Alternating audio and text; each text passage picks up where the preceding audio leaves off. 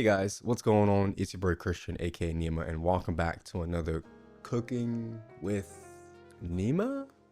Question mark, maybe? Today we got ourselves another food tour video, but not just any food tour video. We are going back to ATL, that's right, Atlanta, Georgia, for our official food tour video. Yes, I know we went to Atlanta the first time, but that really was like a testing and also kind of a capturing of the moment. But this time we're being very intentional with our food tour, and we picked some really fancy places to some really nice hole in the wall places that I think you guys will enjoy kind of hearing review and potentially even be inspired to go to. So this is going to be more of an elevated, more fancier version of the food tour that you guys haven't really seen before. So this was more planned to be more of your aesthetically pleasing, your more fancier food. So let's get right into it because I got a lot to review and talk about, and this video is going to be long. So I know you guys just want to see it. So our first place that we're going to is a place named Madre Silvia. I'm going to ask for apologies and forgiveness for the pronunciation of these places, but this is a Peruvian fusion place, meaning it's Peruvian as its roots, but there's also a lot of Asian cuisine, kind of Chinese, Japanese influences in this place. So you're gonna see it in the menu, you're gonna see it in the interior, you're gonna see it in the decoration, and just overall the whole restaurant vibe itself. So let's get into the food because the food is really important. So for me, I ordered two dishes. I ordered a fried rice that kind of has a twist on what fried rice is. Pretty much just had, you know, your standard rice. It had chicken, it had pork belly, it had shrimp, and then of course it had, you know, your bean sprouts, scallions, red pepper, and then for the kind of Latin twist on it, it has this seasoning on here. I have no idea how to pronounce that, let alone I have no idea what that even really tastes like by itself, but really interesting twist on it. Can't say too much on it. I really like how the dish itself is balanced between all the flavors. There's not one dominating flavor of just being spicy or being sweet or being sour. It's a combination of all these components. So that's the cool thing you will see with a lot of the Asian dishes, but also some of the fusion dishes too as well. The next dish that I got was the tuna chivi, the tuna chivi, which pretty much is a yellowfin tuna that's marinated in this really dark kind of almost soy sauce that you can tell that it's been marinating for maybe an hour or two, but not too deeply because it wasn't like bold in that sauce, but it was enough to tell like the sauce was on it, marinating for a little bit. And then it came with some other pieces like this watermelon, and it came with onions, or red onions I should say, and then this other fancy kind of more Asian kind of not seasoning but ingredient, and then it came with some sesame seeds. So overall these two dishes were a nice combo, and coming off an airplane, this was a nice refreshing kind of healthy kind of meal. So can I be honest with you with everything? Can I give you the review? So I give this place a 7 out of 10. Now don't say that as that being bad and man, you need to change your review system. There's a lot of components that go into this 7 out of 10. So first things first is the food. The food itself wasn't mind-blowing, if that makes sense. It wasn't like, man, I need to go back to this place ASAP, right? Or I need to recommend this place to everyone and anyone. I think this place more suits to the people who just want a casual meal, who have a little bit more time, and I would even say a little bit more money to do something like this. I'm not trying to be mean or rude, but the food just wasn't, you know, it's not the homemade meals per se. It definitely is good. The ingredients, everything is freshly prepared. It's nice, but at the same time, it wasn't like socks were blown off and man, like I need to go back here again. But again, the vibe, the establishment, and even the host and the hostess and the waitress, super nice people. They actually cared about the dishes and made sure that we were getting the things that we wanted and explained the dishes too as well, but also the whole kind of atmosphere too as well. It's a really nice kind of chill, laid back kind of place that I think what I would do next time is probably just get some drinks and just relax and just chat with whoever I'm with at the time.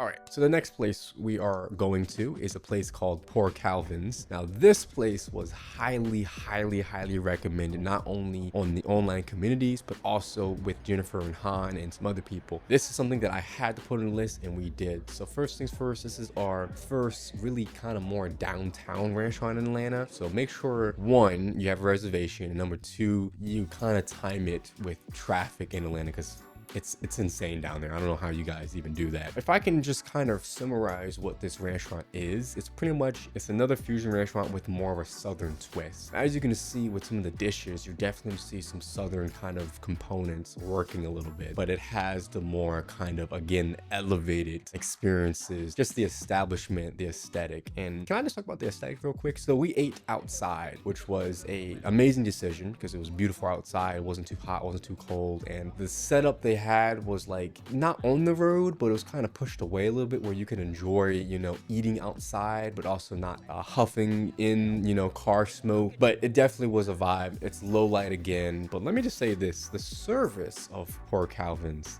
oh my gosh, so good. And I'll get to that later, but I just want to get to the food because the shots for the food were so good. So the first things first is we have to do the one thing that is highly recommended, and that is to get the classic lobster mac and cheese. Now this as an appetizer, I don't know how this is an appetizer. This should be the full meal in a sense, because my gosh, if you know anything about me, I'm not a big seafood person in any capacity. I really am not. For me to go to get lobster from another place was just absurd, but man, it was so worth it, like 100% worth it. It was just so creamy. The lobster pieces were not like overcooked, and it was still sweet too as well, because lobster tends to be a little sweet. In my opinion, it's a little sweeter than like shrimp, for example. And the cheese pull wasn't all there, but the cheese, it wasn't like liquid cheese as in like we're eating soup. It was just nice and solid. So lobster mac and cheese for the appetizer, I was already kind of full already, but we had to keep pushing because what we got next was we got this kind of salmon and this really interesting kind of carrots and mashed potato kind of dish. But the special, one of the specials, was the salmon with the mashed potatoes and carrots, and that was really good. Everything else was good. The flavors, textures, the presentations of the dish itself was just so good. And by the way, this is my first time eating creme brulee too as well, which, by the way, sorry for the pronunciation, that was also good. It came in this really kind of long dish. We had these really long spoons, forget the technical name of that spoon, but you can just eat and you can share it too as well, which, by the way, a lot of these dishes you can share pretty easily. So this was an amazing pick to have, but everything was balanced, and it was so good. It was worth it. I was full, and to be honest, would 100% would go back there if I have the chance to, which actually I might be going back here soon. So review time. This place, from 0 out of 10 on the Cooking with Nema scale, it gets a 9 out of 10. The service was top tier. Our waitress was super nice and explained everything thoroughly. We actually had some really good conversations too as well, outside of the food stuff. Also too as well, the manager and also just the staff in general, just super nice and just really accommodating to make sure that our experience was good. But anyway, the service was really good. The aesthetic, fortunately I didn't eat inside, but outside is totally worth it if you do have the right weather, the right time and all that. And also too as well, the food is really important, and I give that a 9 out of 10. It's a 9 out of 10. It's just solid. It's so good. Flavors were flavoring, but overall top tier. Would recommend anyone to go there, especially if it's your first time in Atlanta and you have some time, you want some dinner plans. Make a reservation at Poor Calvin's and go. All right, so this is the most expensive place on the trip, and this is the flagship restaurant that we put on here because I was like, you know what? I need to go to a Michelin graded place. So this is going to be a place known as Bacchanalia. I may say that wrong, but you know what? This Michelin star place, I don't even know where to start. There's so much to go through. So I only have selective notes on the different courses and food because it was so much, which, by the way, this is a course place. So you have to buy your courses. I think we did the 5-6 course, which I could be completely wrong. So we did the 5-6 courses with the caviar service added to as well. So let's start with the aesthetics. The aesthetic of the place, again, when you go with the more elevated places, they're going to be more low light. This place is more modern. I believe this is also a new American fusion place. So it's more kind of modern, more sophisticated, you know, some wood paneling on the walls, you know, with the Edison bulbs, you know, that kind of vibe, but like more fancier. So let's start with the caviar. So the caviar was really interesting because this is my first time really having caviar by itself. As in, I'm not eating it with sushi. I'm not eating it with something else. I'm eating it directly. I'm eating it for the taste of caviar. So we got this hybrid caviar because it's the most recommended. This is what everyone else gets. I almost got the Supreme one because it said Supreme. So I was like, you know what? Might as well, you know, when you're in Atlanta, you know, enjoy it.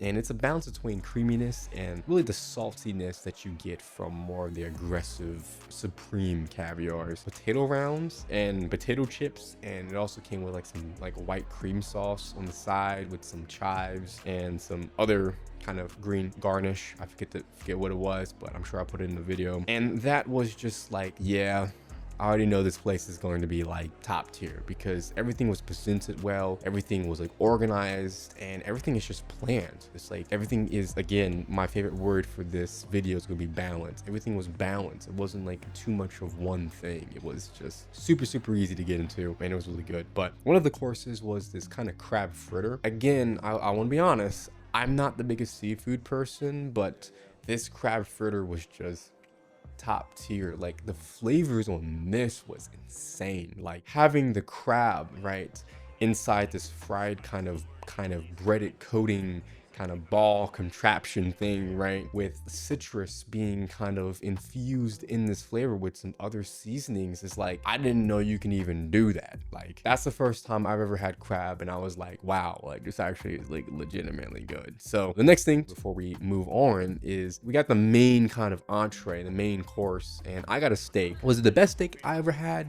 No, but it was definitely up there. It's definitely top 3 for sure. The steak was just nice and juicy. I think it was medium rare. I think the mashed potatoes too as well was interesting. I believe, if I recall, the mashed potatoes was like, it came in this really cube shape, and instead of it being like the fluffy white mashed potatoes, it was like kind of fried or kind of like toasted on the outside, if that makes sense. Again, the experience, the plating, it gives me ideas of how I could plate better on my food. So the last thing that I want to talk about on this place is the dessert. Now, the dessert itself, I had this, it was like this kind of like pine cone almost looking dish, which I know the naming's not right, and I have the notes here somewhere, but I can't find it. But it's like this really nice cream coffee and that kind of like marshmallow kind of texture to it, with the outside being toasted with like almost, I think, with a blowtorch essentially, and then having some crunchy elements to as well, and then the coffee being infused in that. Oh man, so good. Like top tier stuff right there. So I just want to give a shout out to that dessert, to the main entree, and then also for the crab fritter, because it was mind blowing of how well, how planned, how well executed this dish, these courses were made, and how consistent you have to be to even make it. So let's get into the review of this. So at a Cooking with Nema scale, I give it a 9.5 out of 10. This is one of the highest scores you can get on this scale because a lot has to go well to make this work. And we're not giving it a high score just because it tastes good or it was fancy. We give this a high score because the food was just, it was presented well. It had all its flavors. There definitely was some interesting parts like the cheese dish. I wasn't too much of a fan of cheese, especially after eating steak. I think that's a little too much, but a 9.5. The food, the service, the waiter was just super nice. We had, again, kind of like Poor Calvin's, we actually had some conversation afterwards, you know, talking through some things. By the way, he has a really nice watch collection too as well, so I hope he gets the watches he wants that are more higher end. And just the overall kind of establishment, the aesthetic, the vibe. You just have to experience it, and this is kind of like a once in a lifetime kind of thing, meaning if you have never been to a Michelin graded place, if you want to go to a more fancy or intentional place, this is a perfect place to go to. Yes, it is a little expensive, but I'm telling you, this will kind of guide you of like, okay, do I want to go to a higher grade Michelin grade place? Because it says 1 star, but it doesn't mean it's bad, by the way. 1 star doesn't mean it's bad. It's still amazingly good. It's like, it kind of guides you of like, okay, I know what caviar is supposed to taste like. That's the benchmark, right? Do I go to a more fancier place, or do I experiment and go to kind of a more simple, easier to get place to get caviar or whatever dish you're looking for? So super nice place, highly recommended. So our next place is going to be Yepa & Co. So this is going to be an Italian restaurant in the Buckhead community, or Buckhead neighborhood technically. This is another place that we went to just to kind of start off the day, and we chose to eat outside. You're pretty much eating on the sidewalk. That's the best way I can say it. Because there definitely was a lot of people walking by. In fact, they're walking right beside us actually, with vehicles being like not even 3 feet away. The aesthetic of this place is worth it. So let's just start off with the food that we got. So we got really two things. We got this caprese kind of salad. I'm not saying that right at all, but pretty much it's just a salad with heirloom tomatoes. It has some mozzarella, it has some balsamic vinegar, some oils, some basil, a lot of basil, and some different other kind of components and seasonings to it. But it's healthy, it's fresh, nothing crazy to write off, but it's fresh. And then for the main meal, the main kind of entree, I got this kind of Italian, I'm not gonna even try to pronounce this, but I got this Italian noodle dish. It's kind of like spaghetti, but I think it's a little bit thicker than typical spaghetti. So it's pretty much just like an Italian sausage with like cherry tomatoes, and then it had some like chili flakes. It was recommended by the waiter, so shout out to the waiter for that. It was good, nothing crazy to write about, but it was good. It was good for the time. So here is where I give the review at.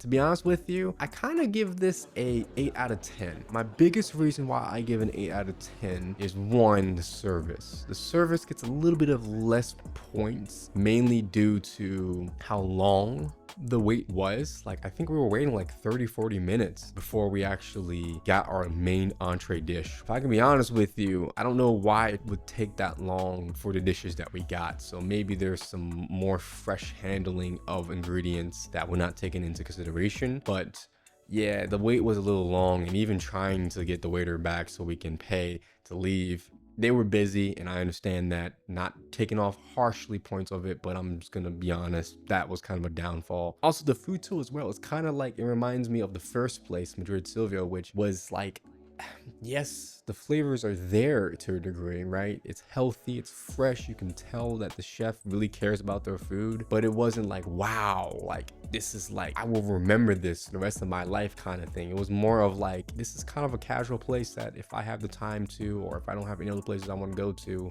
I would go here. And there's nothing wrong with that, but it's like, it's nothing crazy. Is it the best Italian food? I'm not going to say anything. I'll leave it to you guys to fight that out in the comments. So again, I give that an 8 out of 10. So our next place is going to be Black Jack Bar Tapas. So this is another Asian kind of fusion, but this is more interesting because it's actually more of a cocktail bar than I would say restaurant. And you can definitely see it with the foods that we're going to get. The decor, right, was just like really colorful. It really reminds me of that, again, the Asian influence of things. So, you know, all the plants inside, the paintings, you know, the illustrations, all of that, even outside too as well, aesthetically. But that's where things kind of leave at, because the food itself, in my opinion, if I'm eating lunch or if I'm eating dinner, I personally wouldn't eat here. This definitely is more of a bar than a restaurant. It's definitely an experience, but unfortunately, the dishes itself, it wasn't crazy. Like, for example, the black inked pasta, or the inked pasta, right? Pasta that has black ink in it, didn't really taste like anything crazy. It just tastes like garlic. I know black ink shouldn't really taste like anything per se, maybe a little saltiness, umami a little bit, but it wasn't anything crazy as in like, man, like that's like really cool of them to be making this. I think it's cool that they have it on the menu, but it was like, it was all right at best. I'm gonna be honest with you. So I gave this place, I gave it a 7 out of 10. Again, it's not terrible. Like, I think the drink that I had too as well was pretty good, but the food elements, I wasn't wowed as in like, this is amazing, or I need to get more of this, in a sense. It was okay. It was okay. And there's nothing wrong with being okay. There's nothing wrong with it. It's just, I think for what they were doing, I think at the time they were open and time we went, one, a lot of the foods, a lot of the drinks, the ingredients just wasn't there. I don't know why. Maybe it's because they were busy or they were stocking from a busy night beforehand. I don't know, but it was okay. And by the way, too, as well, I want to make a mention. Parking is a little confusing too, as well. So if you do go there, you can park in pretty much any of the garages nearby, but don't pay for the parking until you get to the restaurant. They have a QR code that you can scan to get free parking, essentially. The next place is going to be a place called Bloom Room Social. This is going to be in the Swanee, sorry, I can't pronounce it. This is outside of Atlanta, but Swanee area, where you're going to get more of your hole in the wall places, more casual places, but Bloom Room Social is one of those stick out places that really you can go to, to put it nicely. I think aesthetically it is very, very pleasing, right? They have like kind of two restaurants combined together, but we went to Bloom Room instead for whatever reason. I guess that was the more convenient place to go to. But this, if you've never been to a social place like this, the idea, the concept of it is you have to really sit down and just talk and enjoy, the conversations and share dishes with your friends, family, with whoever. So in a sense, I'll be honest with you, the food menu was a little lacking, or as in not lacking, but had too much going on, if that makes sense. So the food menu had too much going on, too many cuisines in my opinion. And I want to be honest. I want to be honest with you guys. They were busy. They were slammed in a sense, and I'll take that into consideration with review. But there were so many things that just was out of stock, kind of like blackjack in a sense. Everything's kind of out of stock. They're busy. I mean, the food came out really quickly, and I'm not complaining about that. It felt like to me half the menu was out of stock. Like a lot of that was not there, which was like a little confusing because it's like, I don't know, maybe we need to simplify the menu a little bit. Maybe we don't need as many cuisines to be here. And if I can be honest too as well, even the foods that we got, it wasn't like crazy. Now I think aesthetically it looked nice, but the flavors, a lot of it kind of was kind of lackluster in a sense. So I don't have any notes of anything that was like top tier per se on it, but it was like, it's okay. So yeah, we're gonna move forward.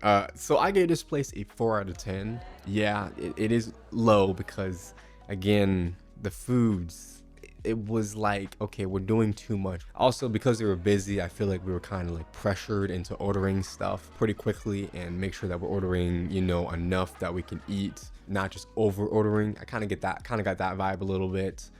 But it's a cool place. I mean, it's cool aesthetically. It's like in this greenhouse, but other than that, it's all right.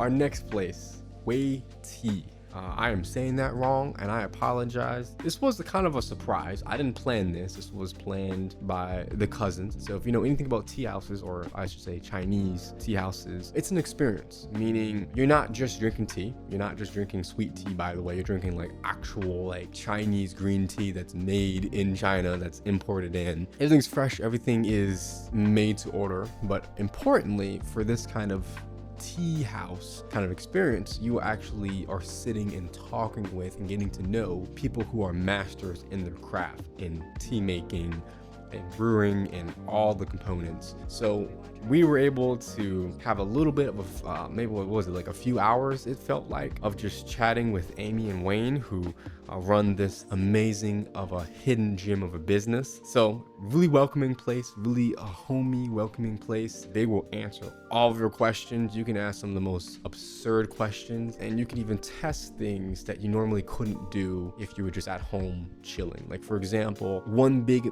important thing when it comes to tea making is how long are you letting the tea leaves steep in the hot water. And that is very, very, very important. 1 second can be the difference between having a tea that is too light or too strong. And it's crazy to me that I didn't really take that into consideration with loose tea like this, but with Chinese tea and this kind of tea making, it's very intentional. And you can see it by the process too as well. Everything is organized down to which cups you're using, how you are being hygienic with your cups in brewing the tea, to even the presentation, even drinking the tea, how quickly you need to drink it. It's just so much. It's so cool. So again, I just want to shout out Amy and Wayne for showing us, or showing really me, because you know the cousins, they've already been there and they enjoyed it previously, but showing us how tea is made and how tea should be enjoyed in a sense. And there's so many ways you can do it. There's no one right way per se. I mean, it's debatable, of course, the standards, but it's so much more than that. So I thought that was pretty cool